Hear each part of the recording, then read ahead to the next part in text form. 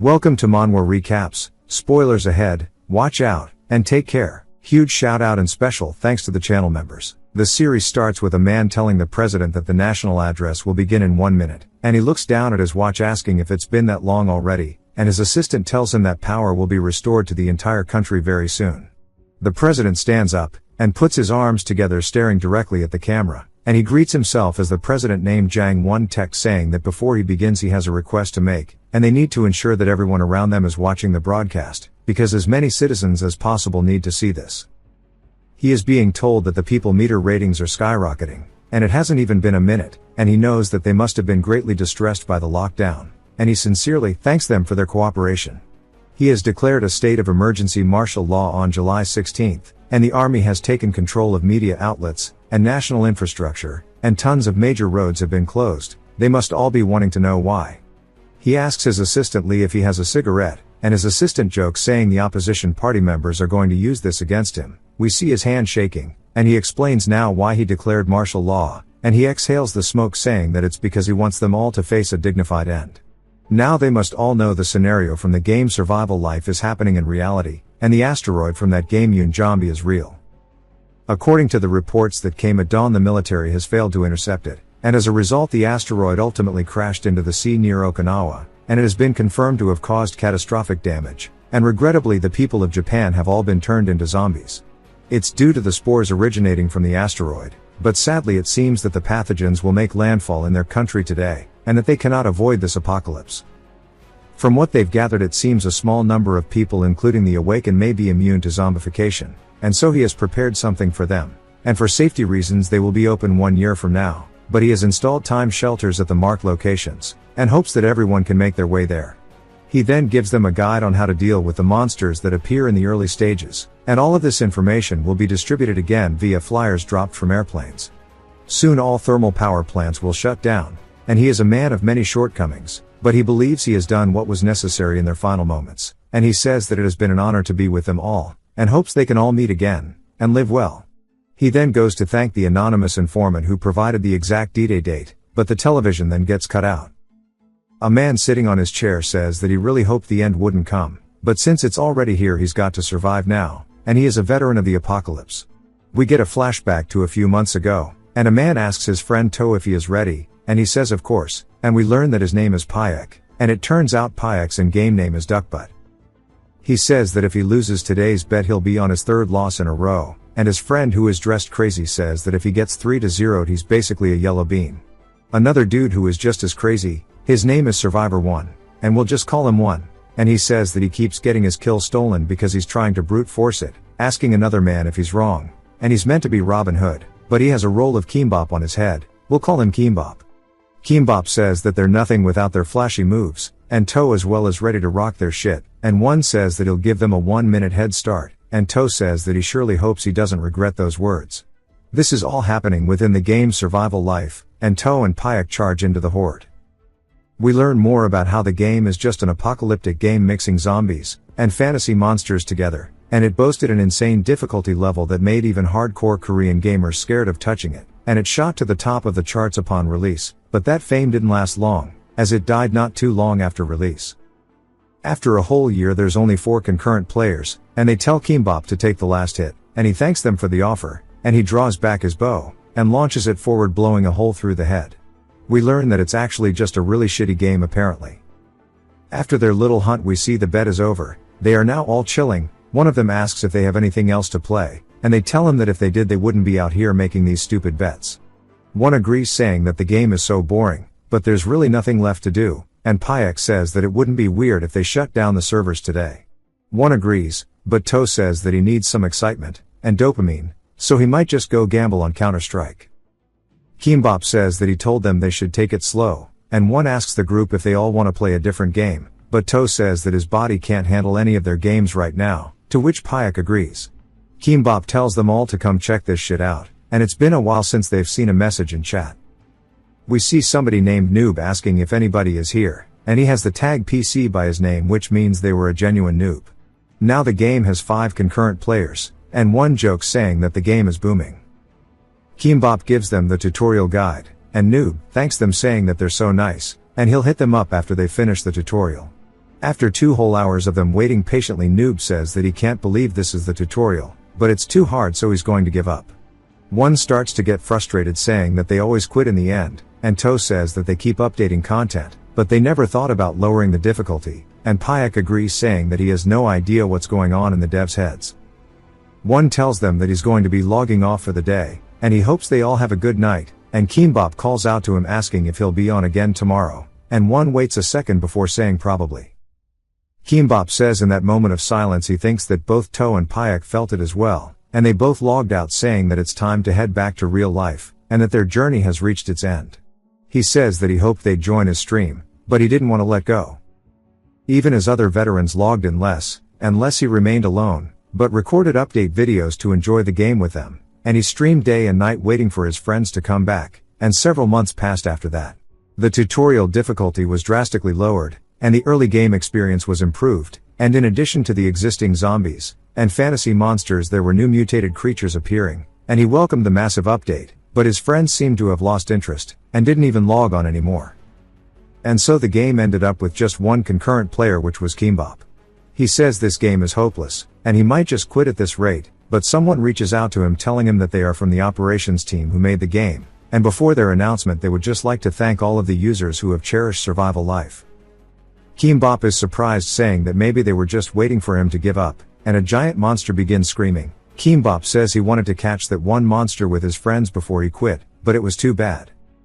He hits the stop recording button, and takes off all of his gear, then he deletes the streaming account, his channel, and everything where he spent over 5,500 hours playing the game. But he couldn't bring himself to throw away the hard drive full of memories, so he shoved it into a storage closet. And then he, Kimbop, who we finally learn is named Kang Sung-ho, has now truly started living his life. His nickname is the Burnout Chef, and he's now working in a restaurant selling, you guessed it, kimbaps. The reason his ID was Kimbop in the first place was simple, and he's been running a snack shop for 3 years, and as you can see his business is pretty good. If you're wondering where he runs his business, it's on the first floor of the house he inherited after losing his parents in his second year of high school, and it's called Sung-ho's Tasty Snacks. He calls out to the customers telling them their food's ready, and a woman yells at him saying that business seems to be booming today, and her name is Mi Kyung. He hasn't been able to ask her for her last name, but she's a local hairdresser, and a regular customer, and it's no secret that he finds her hella pretty. She shows him her phone asking if he's seen this, and he asks what it is, and she says that apparently if they yell status window it'll pop up, and a lot of kids are talking about it. She tried it earlier, but sadly nothing came up for her. He laughs, saying there's no way that would actually happen, and that she's just too gullible. Later that night he stretches his hand out, and yells status window, and of course nothing happens at first, and he says that he knew it was too good to be true, but lightning starts to surge, and it appears. He says holy shit, that actually scared him, and we see he doesn't have a level or points, but his stats are there, and his trait is called Open Private Portal. He says that he feels like he's seen this somewhere before, and then he recognizes it as the status window from Survival Life. But it's a little different because that game didn't have the trait system, and he says the trait is a little lame, and he decides to test it out as he opens the portal. It appears in front of him, and he says this is sick, and it looks exactly like the labyrinth gate from the game. He wonders if this is really the game system, but says that can't be, and if that were real there'd at least be an article about Yoon Jambi or something, and he then looks for it, and holy shit there actually is. He starts panicking, saying that name could just be a coincidence, and it's too early to jump to conclusions, but what if it was real? And if it is really happening there might be some kind of proof instead of his portal. Sung-ho then tells himself to wait, as it's too dangerous to go in without a plan. After changing his mind he used a ladle, and stuck it at the bottom of the portal to see what was on the ground, and he pulled back dirt, saying that means that the other side isn't a labyrinth at least, and that this portal could just be something like a warp that teleports him somewhere on Earth. He makes some preparations, saying that it's time for him to go in, and we see him with a backpack packed with supplies. Once he enters he's surprised as what he sees is a beautiful landscape, and he wonders if this is real. He says the weather is a bit cold, and considering his phone has no signal he can assume this place is at least a very remote area that's hard for people to reach. He pulls out a marker, and starts drawing on the trees, saying that since there's no way to confirm where he is the most important thing is to find proof, so he should leave markers to guide himself back. As he heads down, and deeper into the forest he says the shit's killing him, wondering why it's so big, and he just prays that something shows up. We see eyes peering at him from the forest, and it leaps straight past him scaring him, and it's none other than a valley deer. He says that he recognizes the name plus the fact that a system window popped up means this place isn't Earth. The deer looks at him before running away, and he says it was staring so intensely he got scared for a second, but it doesn't seem to be an aggressive animal.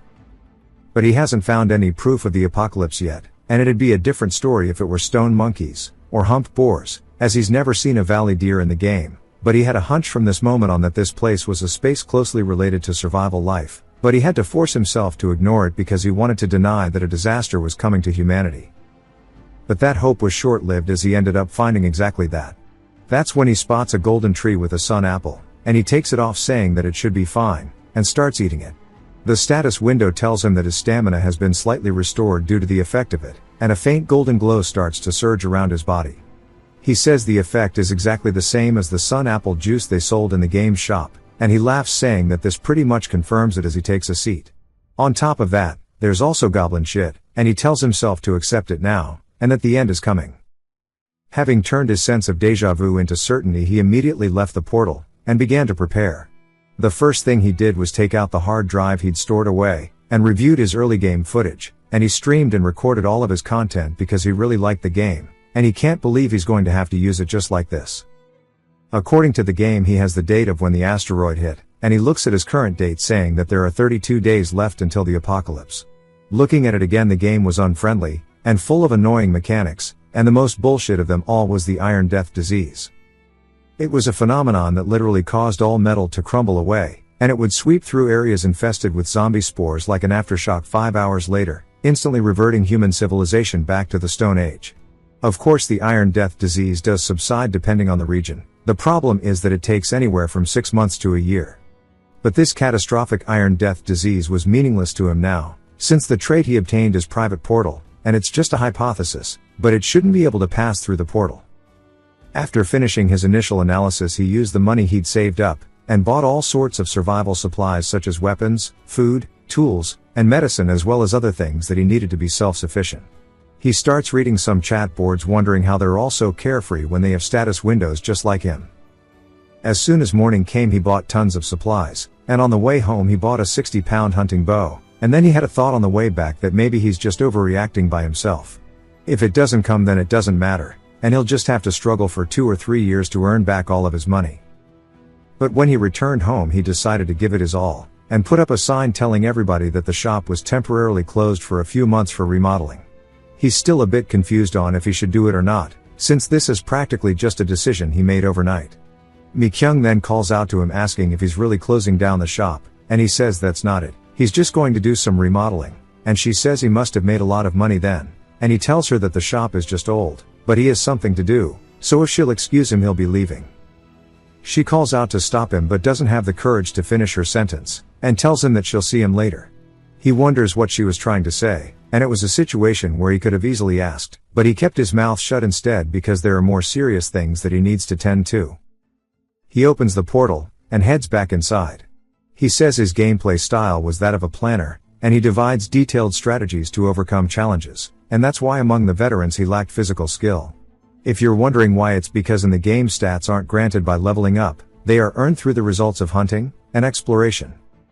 He sets up a target, and pulls back his bowstrings wondering if it will really work, and he says that it's a lot easier than he thought to draw.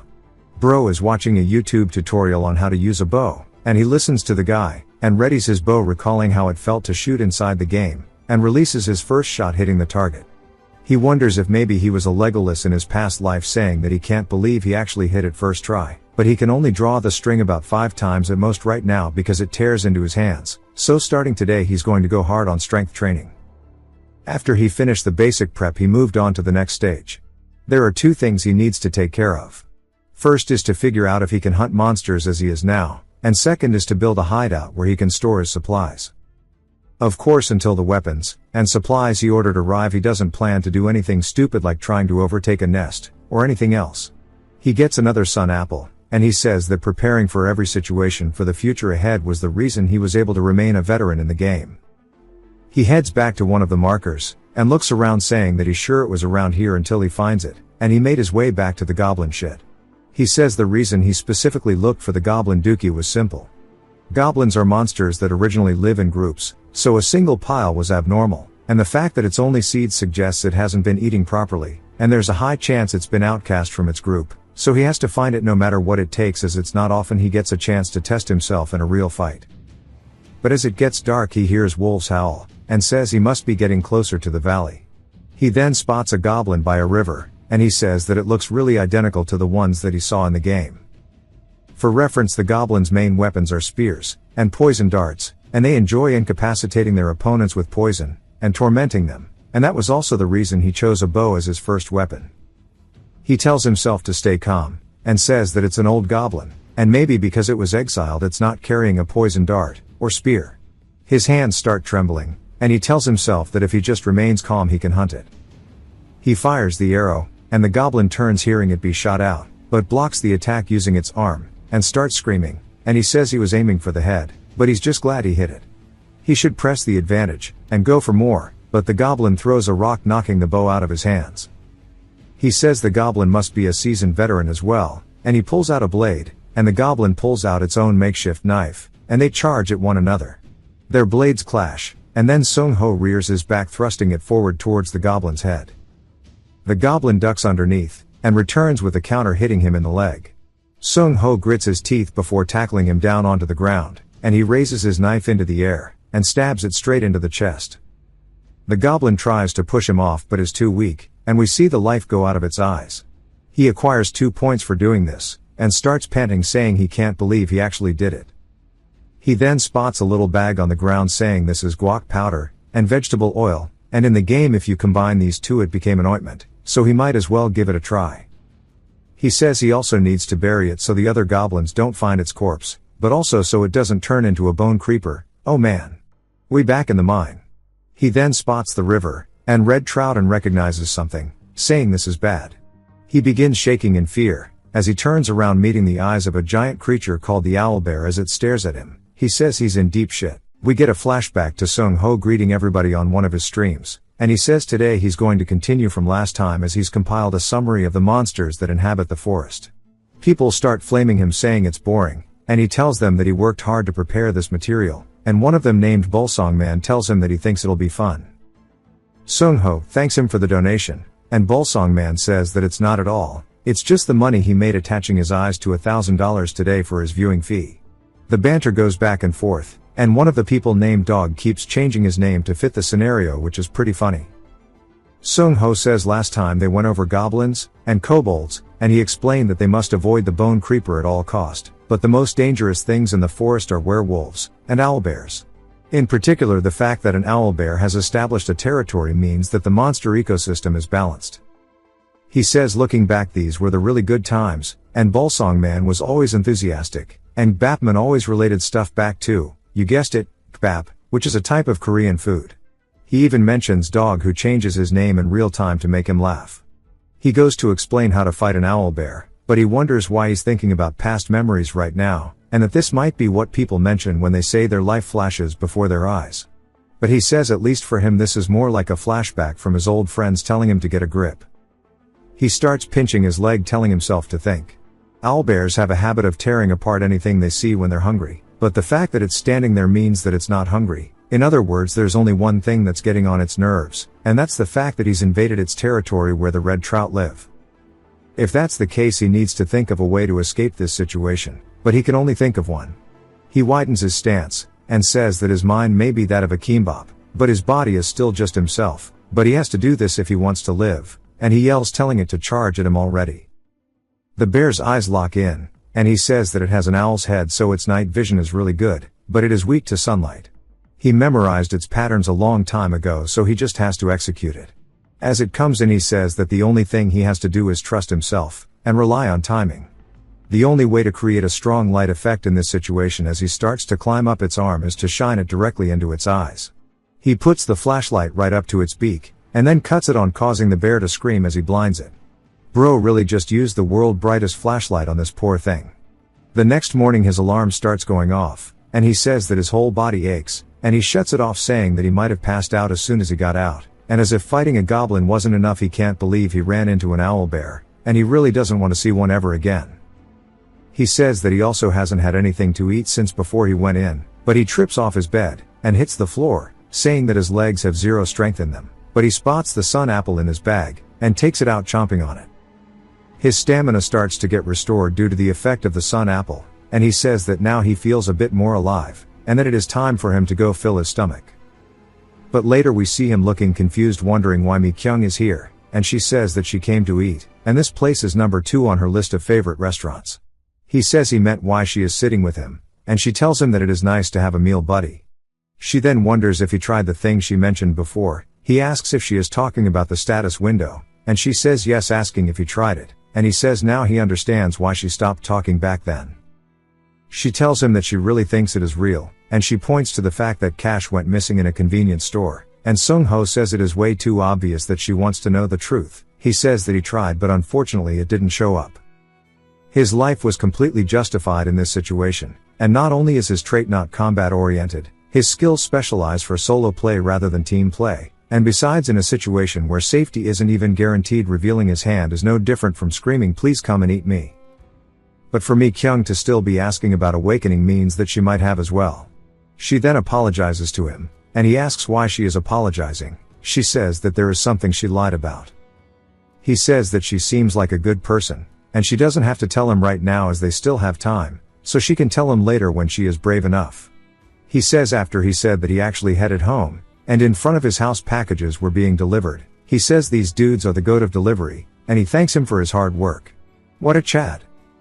He ended up moving everything that he would need later to the rooftop, and the things he needed right away to the second floor. While he was at it, he selected the items he would use for today's operation. He has a gas mask, a fireproof suit, pepper spray, a fire axe, some gasoline, a fire extinguisher, some plumbing pipes, and a monocular, and he says that his mission today is to find a space that can serve as a hideout, so he has to go secure it no matter what. When he heads inside, he says finding one wasn't difficult, as he spotted a suspicious looking place when he was looking for the old goblin, and he peeks back over some bushes, spotting it, saying that it's absolutely perfect for a hideout, but the problem is he doesn't know what monster lives inside of it. As he's staring at the entrance to the cave, he spots some footprints, and says those belong to kobolds, but this is actually a good thing, so he's genuinely happy. Although the plan he came up with would work on all low-tier monsters, he checks the wind direction, saying that for the kobolds who would still be asleep as they are nocturnal, this is absolute poison. For his plan he had to gather firewood, then after placing the firewood near the entrance he poured gasoline onto it, and he then goes to light it on fire, but some of the kobolds wake up, and head outside. They spot him, and he greets them before grabbing his axe, charging straight in. Without a second's worth of hesitation he slices both of their throats, cutting one of their heads off even. He's surprised, saying that he didn't think a one-hit kill was possible for him, but his level increases, and now he gains a total of 4 points. He says he'll figure all that out later, and he wants to start before they wake up. He drops his lighter onto the firewood, and says in the game all low-tier monsters had one thing in common: they were vulnerable to sudden phenomena. Of course, burning them directly would be better than just smoking them out, but as the new tenant that would make cleaning up a huge pain. Therefore the strategy he chose was simple: to weaken them by throwing them into a state of confusion. When they charged outside to catch their breath again, he would wipe them out in one fell swoop. He says he thought at least 5 would come out, since a kobold pack usually has 7, but he guesses not, and that means the number of remaining individuals will be 3 after he kills these. They spot him, and begin charging directly at him. He rears back his axe, and swipes forward, sending one flying. The other leaps at him through the air, and we see he actually prepared for this as he uses pepper spray, causing it to scream and cry on the floor. He then kills it too by cutting its head off, and he walks over to the last one, saying that the leader is cowering in fear, and that sure is pathetic, but he'll make good use of its hideout before he bashes its brains in. He then takes off his mask, saying that he dealt with them pretty easily, but since he has no stamina it's really tough, and it's just like a game, as the debuff from the exhaustion is taking effect too, and the fact that he doesn't get status points when he levels up is pretty rough.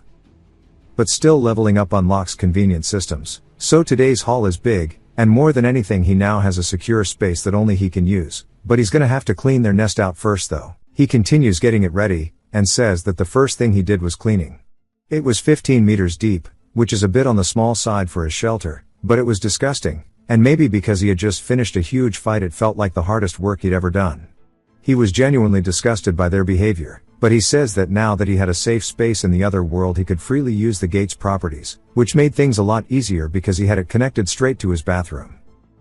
But he says that it was actually so tiring that he thought he was going to pass out. Anyways, the most surprising fact he learned while traveling between dimensions was that he could fix the coordinates of both the other world and reality, and that means that objects could interact. Even while straddling the boundary between both worlds he was able to get his hose out of his bathroom into the cave, meaning that he could wash it down, getting it extra clean. He says that it looks pretty decent after cleaning, but he'll have to scrub off a lot of the blood stains, and pour concrete on the ground so he can store things easily too, and the mortar will take a few days to set though, but also the sandwich panels too. He then spots stones, and recognizes them as both luminous and ignition stones, and he says that these are essential starter items in the game, and this is a total gold mine, so as soon as he finishes construction he's going to get straight to mining. The next day, as he has 29 days left until the apocalypse, he has severe muscle pains, and he says that he might have overdone it as there's not a single part of him that doesn't hurt. He then looks down at his arm, seeing a bunch of small wounds, wondering when he got these, and he says it's not bad enough to waste a sun apple though, but he does have some other materials, and he could make an ointment. The method for making it is very simple, and he puts the powder in vegetable oil in a 1:1 ratio, then stir until it sets. He finishes making the ointment, and the status window tells him that it will heal wounds slightly, and he says for someone with kitchen experience this is a piece of cake. He starts putting it on his wounds, and says that it does feel like it's healing, but it would be a bit much if it's going to be like this every single time. To raise his stats he has to keep doing what he's doing now, but he feels like he's going to die before the disaster even starts. He says he should maybe take a slingshot, which is smaller than a bow, but it relies heavily on terrain, but he could also take a gun, meaning he could instantly take a couple down at the start of a fight. He then thinks about something, saying that there's one thing that comes to his mind, but it's not a main part of the story in the game, it's just background lore, but maybe that will actually happen in reality too. But whatever the case, it's not completely useless information, and if the same precursor events from the backstory occur it'll be beneficial in many ways, so it's worth him looking into. Having made a plan, he went to the rooftop as scheduled to prepare for construction, and he was genuinely surprised to see that the delivery dude hauled up all of that shit to the rooftop in one night, saying that he's the actual goat of this series. Fortunately for him, the bags he had ordered were all there, so it made his work super easy, and he then went to go pick up the other items he ordered, heading down to the first floor. As he was about to move in the packages, Mi Kyung called out to him, telling him that she's happy to run into him, and he wonders if they've gotten that close because she's dropped formalities, and he says he's been seeing her quite a lot lately. She says that she's been stopping by to eat tteokbokki every day, and he laughs, saying he's sorry, he's just been so busy with the store remodeling lately. She says that he certainly looks the part, and he asks what she's talking about. She says that he used to come in for a cut every 3 months, and he looks at his hair, realizing it's gotten pretty long since he's had to tie it up, and she then asks if he'd like a haircut right now. He says he needed one anyway, so this isn't bad, telling her that he'd love one. They head to her store, and she sets him down, asking how he wants it cut today. He tells her to shave it all off. She asks why, and he says he wants to have a fresh start. She says if that's the case she'll make it look as good as possible, but she feels like his shoulders have gotten broader too, and he says he did start working out recently, and he guesses it's showing. She says that she heard something recently, and that the status window is related to survival life, and he says that's interesting, and she tells him that the Awakeners are said to be people who've played the game at least once. He asks if that's really the case, but asks her where she got the information, and she goes to tell him before the bell rings, and a man enters with a snake tattoo on his arm. His name is Inhik, and she asks what he's doing here at this hour, and he says that he came to share some more intel. Sung Ho fought this guy before in real life because of him being hella loud, and he wonders if this pushy bastard was really her source. Inhik tells her that it seems like the guy is trying to monopolize information, deleting all his videos, and dipped. She asks if he's serious, and Sung Ho says that sounds pretty familiar, and Inhik says that right now in their group they're trying to find out where he lives. She says that that sounds illegal though, and Sung Ho still just wonders who it is. Inhik tells her that honestly they're not in a situation where they can be picky, and catching that Kimbap son of a bitch, then getting him to share the info is for the public good. She says still it's too much. Sung Ho says he had a feeling from the first words, but they're actually hunting him down. Inhik grabs her hand forcefully, saying that she needs to join their team, but she tells him not yet. Sung Ho says this is ridiculous, and he deleted them all because he was disillusioned, and he's not trying to monopolize anything. He didn't even have time to think about that.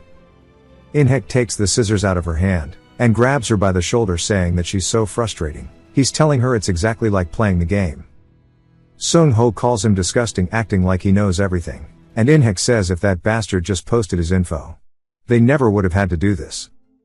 Sung-ho wonders why he's talking like he's already caught him, and Inhek tells her once more that he can't wait for long.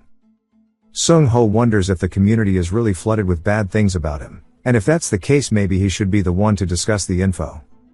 Inhek tells her to make a decision, and Sung-ho calls out to him saying that he doesn't know what he's talking about, but surely he can discuss it later.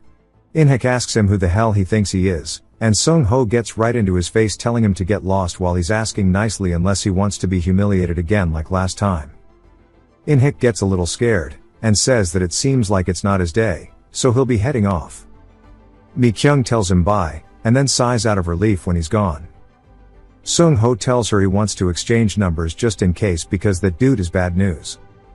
Back at his home he put the construction aside for a moment, and even shaved, but he turned on his computer, and looked himself up on the forum, and it turns out that everybody was trying to figure out who he was in real life, even giving death threats. And the person who released the important intel early was getting hate too, but he saw an ID that seemed to be the person that was yapping to Mi-kyung. Sung-ho calls him crazy asking if he really went through the effort of making a nickname since it requires real ID verification, and he says the posts that he made were always filled with curses about him, but he also mentioned how he's trying to seduce Mi-kyung. Yikes. Sung-ho calls him scum saying that he turned off his computer feeling disgusted with humanity. Of course he was just sick of them. He's not actually mentally broken, but he also feels like his head is getting clearer. He opens his gate saying that for the next 2 days he immersed himself in working on the hideout. He mined stones with a pickaxe to blow off steam, and spread the mortar mixing it with the water, and smoothed it out evenly along his floor. After finishing the work he came out to wait for the mortar to dry, and looking at the moon rising a thought came to him. An eye for an eye, and injustice for injustice. He's not a hero, so he doesn't need a grand sense of a mission, because in the end he just needs to survive. And right after he made that resolution to turn around he heard a familiar sound.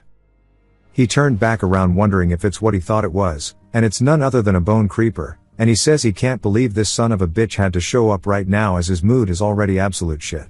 Its jaw starts clattering louder, and louder until there's a massive explosion. We've all had this happen on Minecraft. Shortly after the explosion we see Sung-ho laying on the floor, and his hand begins twitching as he jolts awake, and he wonders what happened, but then recalls how a bone creeper just exploded, but he wonders how he survived. So he plays it back in his head. When he confirmed its appearance he was already on the verge of exploding, so he barely managed to create distance which is probably the reason he's still alive, but he's not unscathed, and when he looks at his arms and shoulders there's bone fragments all in them. He opens his status window showing us that his level and points have increased, meaning that it considered that he defeated it just like in the game. As he stares at the stats his vision goes blurry for a second, and he says that this isn't good. He opens the portal heading home immediately starting treatment, and he pulls out the bone fragments then applies it with ointment. After applying the ointment he quickly bandaged himself, but right after he'd finished that process he knocked the hell out on his couch.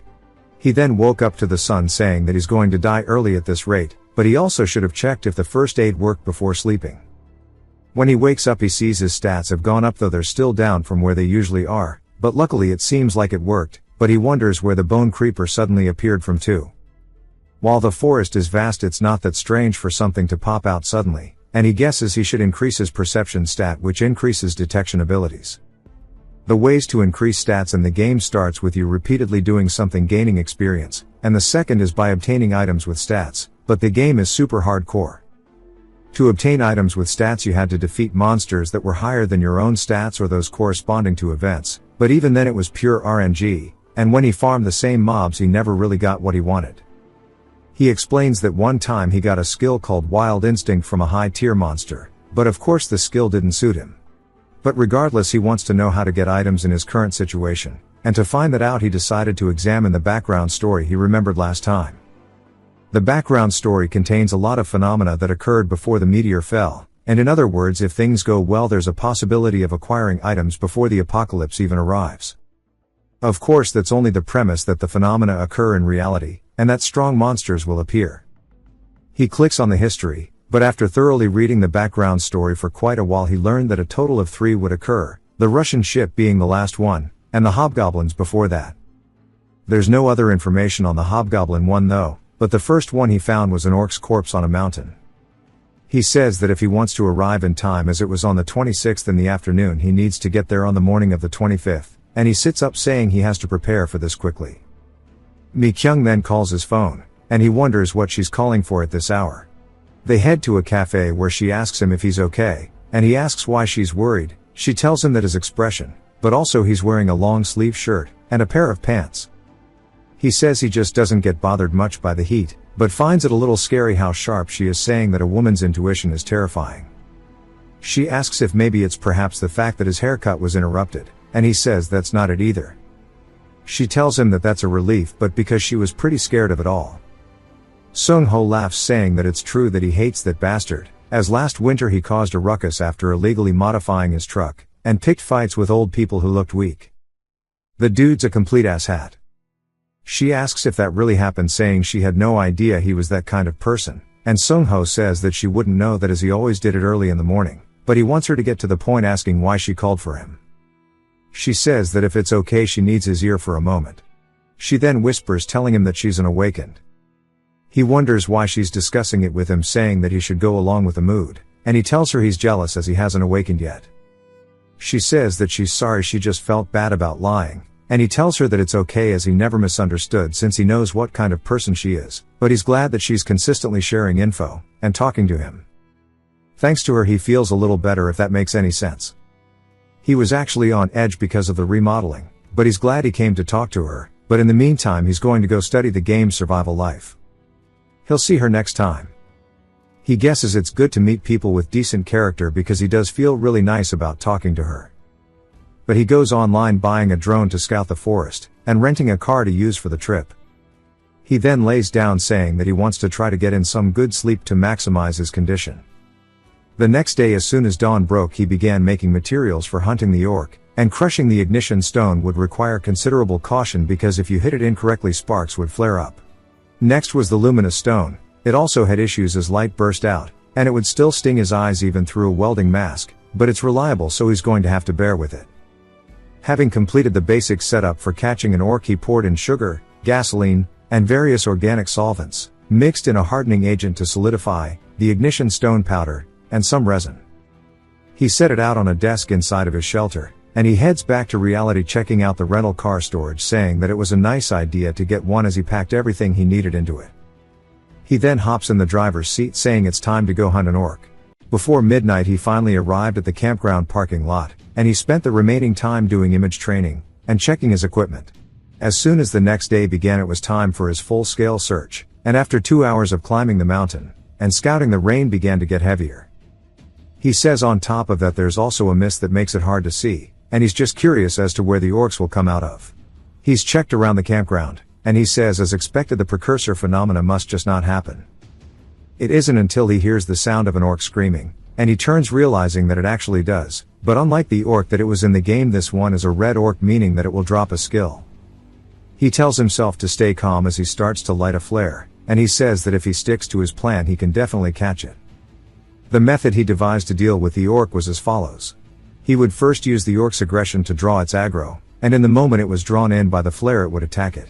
He would take this chance, aiming for the orc whose movement has stopped as he runs straight toward it. He opens his portal, sliding underneath it, and he reaches under his coat. As his head slips into the portal he pulls out a homemade flashbang, using it to completely Helen Keller the orc while he is safe inside of his portal. He says it will take about 20 seconds for its vision to return. From now on it is a race against time as he lights the fuse of another item in the portal world. He says first he needs to stab its side while it is confused, and restrict its movement. As he does exactly that, the orc screams, and swings straight toward him. He ducks underneath before stabbing its Achilles tendon, causing it to scream, dropping to its knees. Once it is eye level, it is time for the final part. He reaches into the portal, pulling up the fuse he just lit, saying that he needs to shove this directly into its mouth. As he does that we see an explosion, and he gets sent flying backwards. He says even an orc shouldn't be able to survive this, but it hits him, sending him rolling backwards, and he says he actually can't believe he let his guard down like an idiot.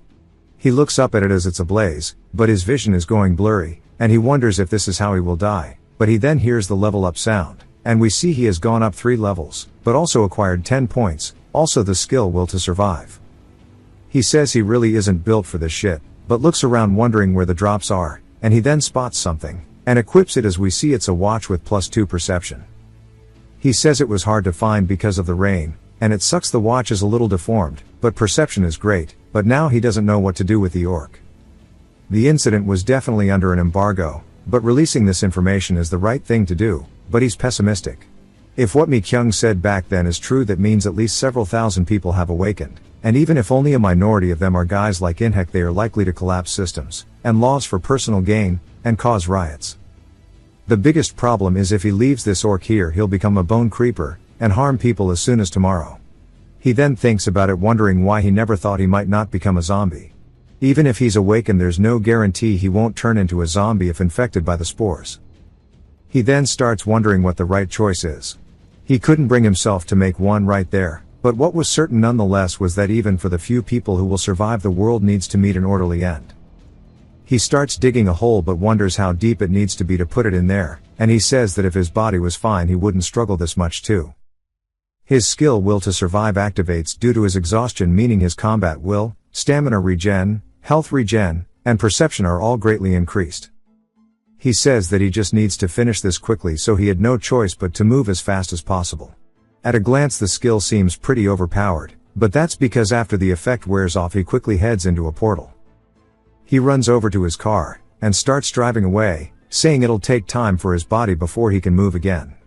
He makes it back home, and looks up at the sky, saying that he hopes it worked out. According to the plan he should have started building the defensive line by now, but at least the remnants of the orc have been erased. But now it's too late for him to start anything else today, so he's wondering if he should go check the community, and look at the items he got this morning. He opens up a box, finding a whole bunch of weapons, and tools, and gets excited. He says of course in reality he can only use it as an Indian war club for now, but since it's all usable it's not bad. But it seems like a few items are missing, so he wonders what's the deal with that. He then looks in the box, pulling out a note, and it turns out they just couldn't get it through customs. There's then a knock on the door, and he says it must be another delivery telling them to just leave it there. The knocking continues, and he wonders why they are still knocking. He asks if they didn't hear him saying that they can just leave it in front. He opens the door but is surprised as it's none other than Mi Kyung.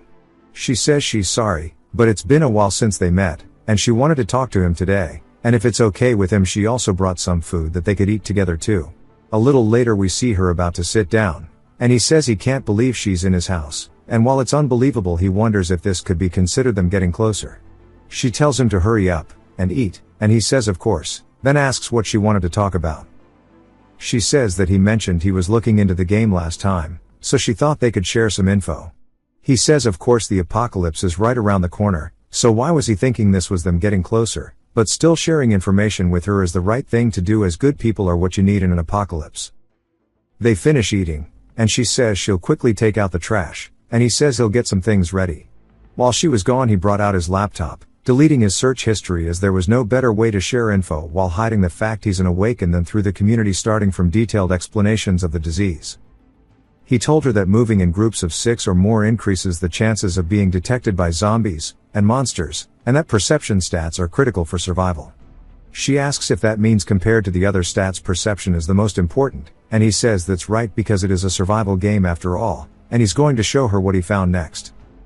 She then tells him that just like he said, it looks like Inhek was right, and Kimbap is getting a lot of hate. He says that he can see that too, and she wonders why he thinks Kimbap isn't sharing info. Sung Ho says he's not sure since he's never played the game, asking what she thinks, and she says that honestly she kind of understands it. Everyone has their reasons, and circumstances that make sense to them. Speaking of Inhek, she turned down his offer, and Sung Ho asks why. She hands Sung Ho her phone, and he overhears a recording of them talking about kidnapping her. Sung Ho gets pissed, and says that if a real catastrophe hits, and the rule of law collapses, there will be a lot of people revealing their true nature, so she can't trust anyone. She asks what about him, and says that she wants to form a party with him. He's speechless, and says that he honestly couldn't respond easily. One of his goals was to reach level 10 before the tutorial, and unlock the shop, and that's where the problem lies. The game uses a system where monster tiers scale based on level, meaning that if she traveled with him she'd definitely die a pointless death. He tells her he appreciates the offer but he might turn into a zombie, and she says that she thinks that it'd be fine still. She uses her ability to teleport across the house. She says that her trait is called blink, and she'll dodge before he tries to bite her. He tells her that's not something she should show others, and she says she showed it because it's him, but also as a sign of trust. So if they both survive without turning into zombies, even if they can't be a team, she'd at least like to be cooperative.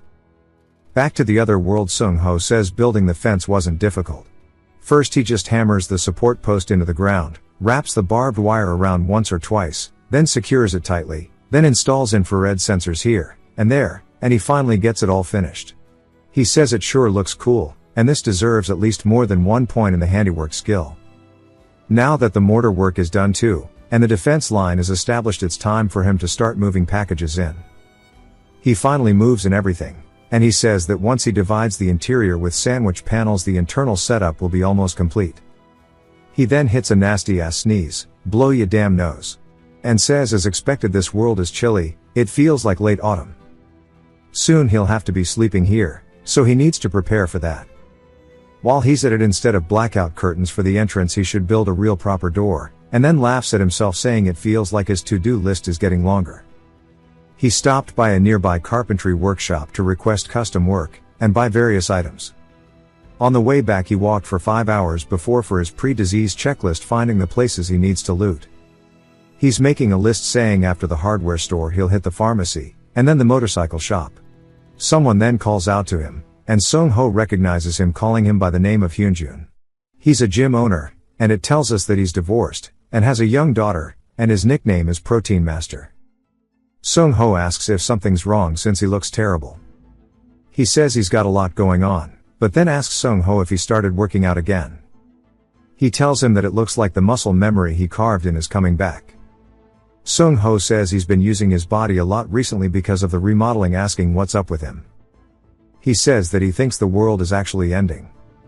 Sung-ho asks if he heard too, and Hyunjun says yeah, one of the gym members told him about status windows, and zombies, asking if he believes it. Sung-ho says he's not sure. Hyunjun says he didn't believe it at first, but then he told him to watch carefully, and then started levitating. Sung-ho asks if it's really real, and Hyunjun says that he saw it with his own eyes.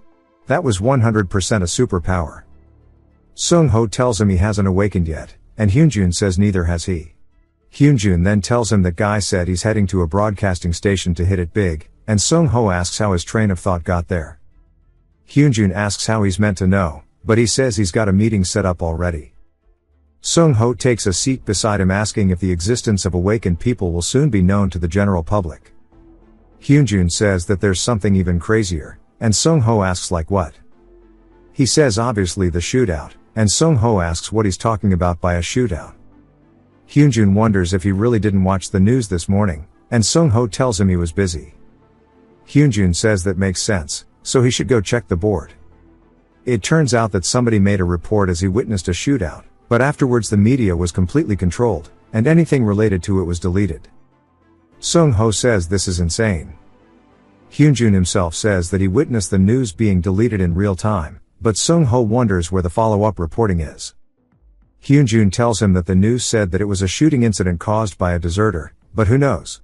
It's not the kind of thing you'd issue breaking news for, but the entire area is now sealed off by the military and police, and they're hiding something. Sung-ho jolts up, telling him that he just remembered something he has to do, so he'll visit next time. Hyunjun says that if he wants to hear the rest he should bring protein powder next time. After returning home he spent a long time organizing his thoughts. It was a shootout the day after the Orc incident ends, and the perfectly coordinated media response means the government knew of it. But how? Hardly anyone should know the exact timing of the first event, and he buried the Orc in the other dimension because he wanted a controlled apocalypse. But now a shootout happens out of nowhere. It might be excessive speculation, but what if someone linked information to the government early, and intended to act starting with the first event? And what if that person, unlike him, didn't have an offensive trait, and therefore didn't step up to the front line? He can't be sure who it is, though what he does know for sure is that there is someone behind the government controlling them. Sung-ho says that he narrowed it down to the creator of the game, and 3 other veteran players. He didn't need to think about it much, he eliminated the creator, and he doesn't know how they pulled it off, but the fact that the game is happening in reality means the ones who built the world and the system are the most likely to be the villains. Besides, if the creator was backed by the government, they would have never let him kill an orc. For now, the 3 that he played with are the most likely suspects. He wonders if it's survivor number 1. If his theory is right, that means he doesn't need to share the information with the government himself. He says that the way he acted in game was slightly different than real life, so he doesn't know if the real number 1 would be the same person he knew, but he does miss his boys. He decides to trust them for now, and it's not like sharing info would stop a catastrophe anyways. 2 whole days later, he's got actual bunker doors on this bad boy now, and a whole ton of food stocked and ready. He made a food storage, and an armory. Now he's just waiting for the generator. For phase 2 he'll install steel logistics trays, and drill through the wall with a hammer drill, but there's way less space than he thought. The basement waterproofing is done since he's been working on it bit by bit, but until it fully heals he can't store anything down there, but he'll need to figure out the rest during phase 2 construction, and there's something important left to do. He hops on the drone, and says he knew it was big, but this is basically Amazon level. Drones are overpowered, and he has no worry about getting ambushed while exploring, and making real-time maps is easy, and honestly goated. After a moment of admiration he set the shelter as the center point, and began a full-scale terrain exploration.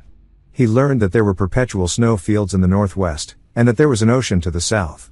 The ocean had no monsters, and plenty of prey, so he should go there and set up some fish traps. He says that with the terrain scouting finished, he examined the valley to study the ecosystems around the shelter. Thankfully there are no more owlbears. He spots the place where he met the owlbear originally, but the corpse is gone. He wonders if the owlbear ate it, because the bone creeper he saw wasn't the goblin. Judging from the footprints it's too early to conclude though. Some are goblin tracks, and that makes it suspicious. The distance between the valley and the shelter is about 1.5 kilometers, and this might mean the shelter is more dangerous than he thought. Concluding that goblins were nearby, he pressed the return to home button since he can't afford to lose his golden treasure. After the return flight, he laid out the map, and noted where the animals were. He says this is a rough map of what it looks like around his base, and now he needs to go check each area himself because that's the only way to get detailed info. Starting with the swamp he should check if farming is possible. His phone begins going off, and he recognizes it as the infrared detectors outside. He says speak of the devil, and they shall appear. As he looks at a bunch of goblin tracks he says they don't know manners. It doesn't look like a whole group, but maybe 6 to 8 out hunting. They came right to him on their own feet, and he wonders if it's because of his perception stat going up, but every sound felt louder than usual, and he was able to spot them while hiding. It seems like they were fighting over food, and there's a leader. Sung Ho says this is a perfect ambush angle. He draws back his bow, and shoots the first shot, hitting the leader straight in the forehead, killing it instantly. The other goblins turn confused, and start screaming. Amidst the confusion Sung Ho takes the chance to shoot another one, killing him too. The rest follow where the arrow came from. As they get close to the bushes he readies his fire axe, and goes in with a swing, cutting one of their throats, killing it. Leaving the axe in its throat he grabs his blade, and quickly dispatches another.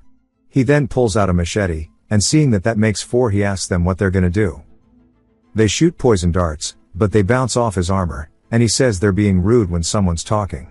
3 of them charge him, but they don't attack, they encircle him, and he says melee must be their last resort since the poison didn't work, but that's excellent for him. He reaches into his pocket, and throws something on the ground making a blinding light, and it makes them all drop to their knees spitting up. He says that the status effect hit properly, so it's time to finish this, and he cuts off all 4 of their heads with lightning speed. He levels up to 4, gaining 16 points. He says he only tried because they were weakened from the confusion, but he's surprised it worked. A little later, Sung Ho says that this is tiresome, but it is pretty funny that his will to survive skill did not trigger during battle, but while he is digging instead. It is crazy how efficient this skill actually is. While he found it funny, the activation was not useless, and unlike with the orc, only his health stat dropped a tiny bit, and he was able to confirm that the recoil is not severe. He finishes burying all the corpses, saying that he should go check his loot, and get some fruit that restores his health. He says that he has never seen it before it got ground up into a powder, and judging by all of this vegetable oil, there might be a place to harvest it somewhere nearby. He decides to go check the boss's pouch, and is surprised as what he sees is a toad. He wonders why it would be carrying a living one instead of a dead one, and then sniffs it, saying that he can tell, based on the smell of this green liquid oozing out of it, that this is the paralysis poison that goblins use. He says that he absolutely has to raise this thing, because more than anything it is cute, and also being able to extract paralysis poison means he will have opportunities to raise his poison resistance, but it also means hunting will become easier too. He gives it the nickname of Jadok, and tells it that he will give it lots of food. A status window appears, saying that he gave Toad a name, and due to its sleeping state he has forcibly succeeded in empathizing with the toad, and it will now be considered his property. He says this is crazy, as he does not remember this being inside the game, and says it might be a hidden gimmick added because it is in reality now, like the portal gate that he has too. Maybe an update happened during the week that he did not log in, but he says that does not make sense, because who would update right before their servers shut down, and that he should stop thinking about the problem for now, and that he should finish exploring. He went back and forth through the gate reorganizing until he finally headed out to search his surroundings. He found a spring that he could not see with the drone, and he says that it is really pretty. He then ladles up some of the water, saying that he was worried, and that it is just normal water. It solves the issue of finding drinking water nearby, so he does not have to go to the swamp either. There are other items just as he guessed, which is the vegetable oil, and the fruit that he got earlier. He says after that he just picked all the fruits, and harvested an appropriate amount of vegetable oil too, but he says that he will leave a good chunk just in case. He left markers everywhere so he would not forget the way to this place, then he headed back. The next day we hear him cheering on Jadok, telling him to say ah as he is trying to feed it. Jadok munches on that, and Sung-ho says he decided to raise him on the second floor for the time being. Toads live in environments around 18 to 25 degrees, and if he left it in the hideout without proper heating facilities it would most likely die. Jadok starts spitting up some poison into a cup for him, and Sung-ho calls it cute. He says besides taking care of it there were other things for him to do, and among them what took him the longest time was making the ointment. No matter how much he looks at it he made way too much, but he cannot give it to Mi-kyung, who isn't awakened either, and he does not know how to handle this. He then thinks about it, saying that he can go give some to Hyunjun. We see Hyunjun chugging a protein shake, saying that as expected the ones Sung-ho makes are the best, and Sung-ho laughs, saying that he knows he is a little late. Hyunjun tells him it is fine, as he honestly expected him to come the next day, and he was a bit disappointed. Sung-ho says that while he did come late he came with his hands full, and Hyunjun laughs, saying that he did not expect a whole container of protein, but asks what the deal with the ointment is. Sung-ho says that he bought too much, and it is supposed to be good for wounds. Hyunjun asks if he is doing some MLM shit, and Sung-ho says of course not. Hyunjun thanks him for sending him information related to the game as well, and Sung-ho says he is the one who is grateful.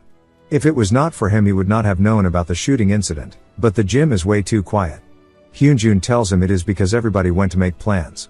Sung-ho asks what he is talking about, and Hyunjun tells him that there was that guy who went to the broadcasting station, and it looks like he spread info to the members before leaving, so at the members' request they decided to make a base here.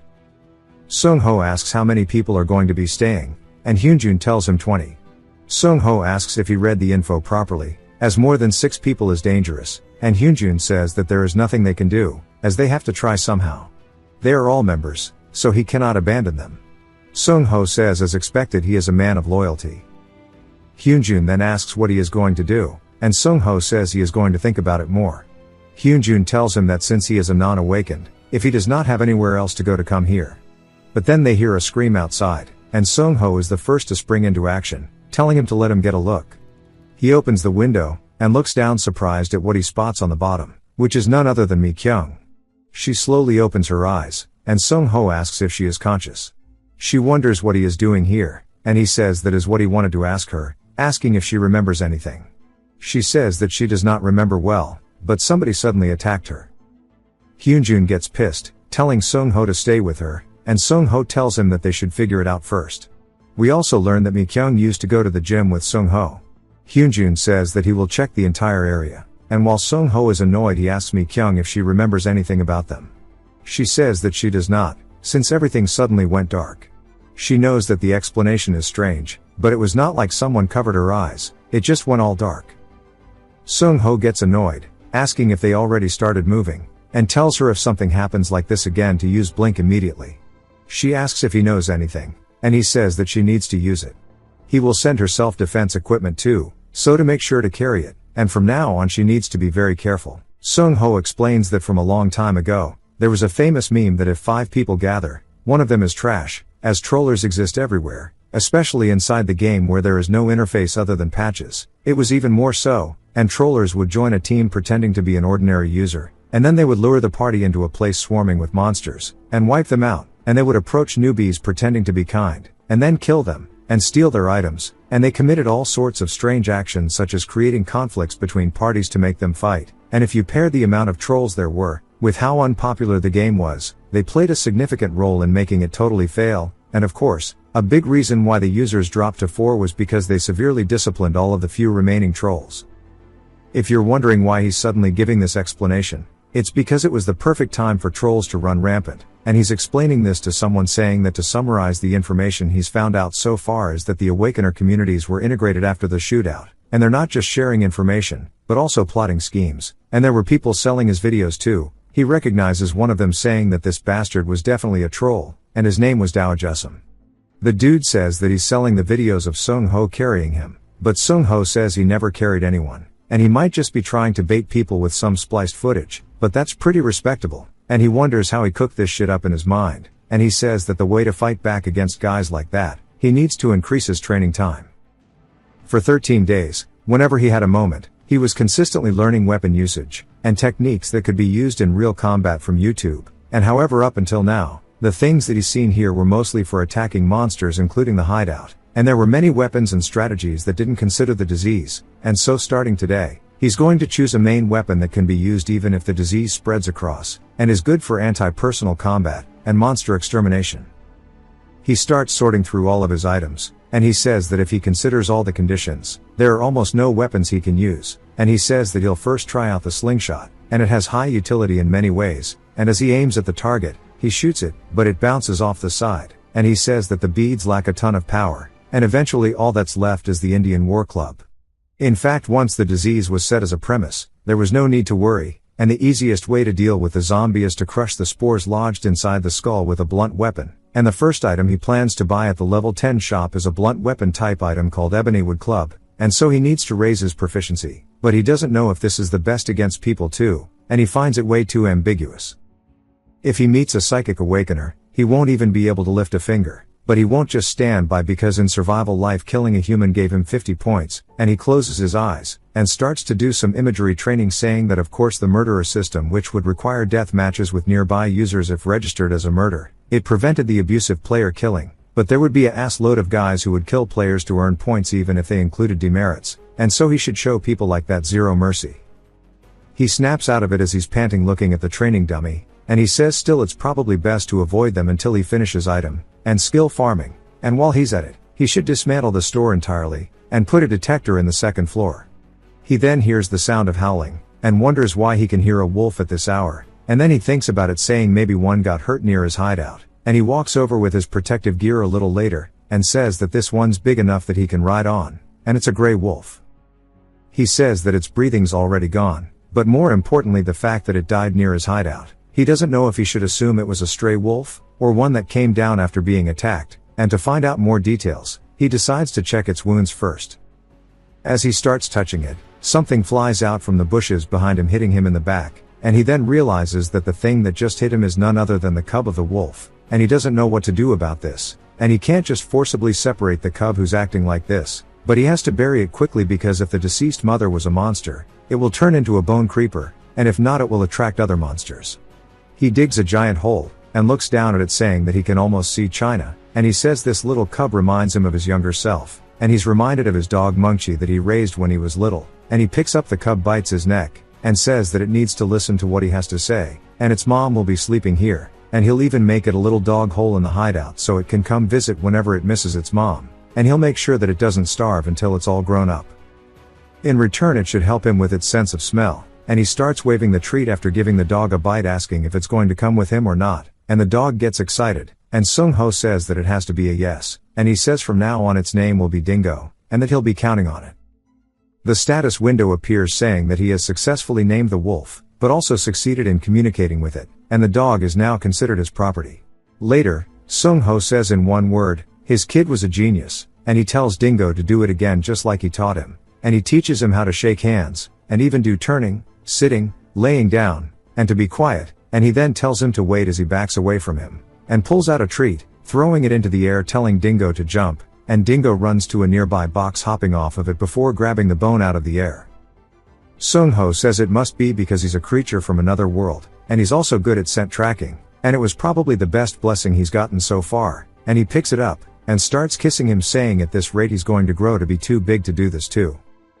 He then gets a phone call from Hyunjin, but Sung-ho says it's unusual that he contacts him first, and Hyunjin is telling him to search for levitation on the internet, and he does so, seeing the guy Hyunjin was talking about doing a live demonstration for everyone, and the article hit rank 1, and all of the commenters asking if it's real. Sung-ho says tons of the comments are from ordinary people who have nothing to do with it, but there are some awake and calling him smooth brain for revealing his trait to everyone, and Sung-ho says it's hilarious that they curse him for not sharing info, but they hate it when the info they know gets spread, but he wonders how the government will respond to this. It looks like some people are trying to use shock and superpowers as a reason to hold rallies, but he shouldn't dig too deep into this, because once the second event occurs, which is the Hobgoblin one, he'll naturally see the government's reaction and direction, and so right now he needs to use his time even better. He tells Dingo that he's sorry, but starting today they need to begin exploration immediately, as preparing thoroughly is the only answer for him now, and Sung-ho asks Dingo if he's up for it, and Dingo wags his tail and barks, like the video or Dingo gets it.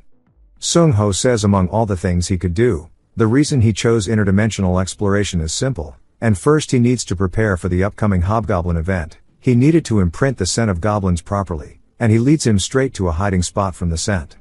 Sung-ho says this is better than he expected, and next was to see whether Dingo could stay calm in live combat, but also follow his commands, and he sends Dingo forward, and he dashes straight towards a rabbit, and Sung-ho says currently he's trying to confirm whether hunting is also possible in the other world, and Dingo successfully catches the rabbit.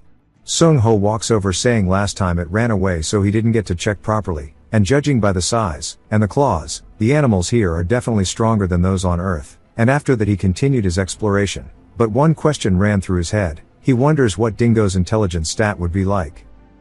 He says they need to head to the valley, but we see his health increases by 1, and he's a little surprised by this, considering his health stat was 170 as Kimbop. He's actually growing pretty fast now.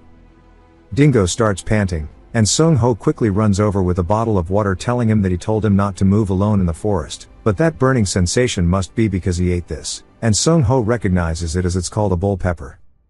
He says that Dingo did great though, and he'll give him a lot of treats later, and with that harvest they set out to their final hunt, which was near a river, and Sung-ho asks Dingo if there's any sense or presence, and Dingo shakes his head no. Sung-ho says of course red trouts aren't classified as monsters, so they don't give points or items, but for a curious growing Dingo, giving him experience alone was worth it, and Sung-ho spears one, saying that now they can finish preparing for phase 2 construction, and heading home. The next day we see his sign being loaded into the back of a truck, and the construction guy says that wraps it up for the demolition, and if any repair issues come up to contact them, and Sung-ho thanks him for working so hard in the morning, but looks back at his shop, saying that it kind of hits hard now that it's taken down. He then walks inside, saying that it was a necessary choice, and if someone's lucky enough not to turn into a zombie, then looting a shop is natural, but that's the same with him, and if he survives he'll scavenge too, so he has no right to complain, but still he should at least clean up. Hyunjin then walks in, saying that he guesses everybody's thinking the same, as he left only the bare minimum of equipment yesterday too, and Sung-ho asks what he's doing here, and Hyunjin flicks his forehead, saying that he left him on red yesterday, so he came to see if he was dead or alive. Dingo starts barking at him, and so Hyunjin asks if he always had a husky, and Sung-ho says no, his dog died a long time ago, and Dingo's a new pet he brought home, and Hyunjin says that it's adorable, but Sung-ho wonders more so what he's doing here. Hyunjin says that he already told him that he came because he was worried if he was alive, and Sung-ho asks if that's really all, but Hyunjin says not only that, and he was worried too because the guys who attacked Mi-kyung, he finally figured out who they were. A little later they're sitting down, and Sung-ho asks if what he's saying is that the party that Chol Jun made was targeting Mi-kyung, and Hyunjin says it is, and that Inhek is also with their party, and he then points at the mountain behind them, saying that they supposedly have a hideout there. Sung-ho asks how he figured all of this out, and Hyunjin tells him that it just lined up perfectly, and Sung-ho asks for him to elaborate, and Hyunjin tells him that the dude who can levitate, Jin Sung, he just asked him just in case, and he said that he did meet with Chol Jun's group before, but all of them seemed like bad people, and their personalities clashed a lot, so he refused their offer. After Mi-kyung's incident, female members started saying they'd leave the party, and so when he asked them what happened, They all said they had received offers from Awakener parties asking if it clicks for him now, and Sung-ho says it does, and unlike Mi-kyung they must have been tricked into joining, and Hyunjin says that their party is down to 4.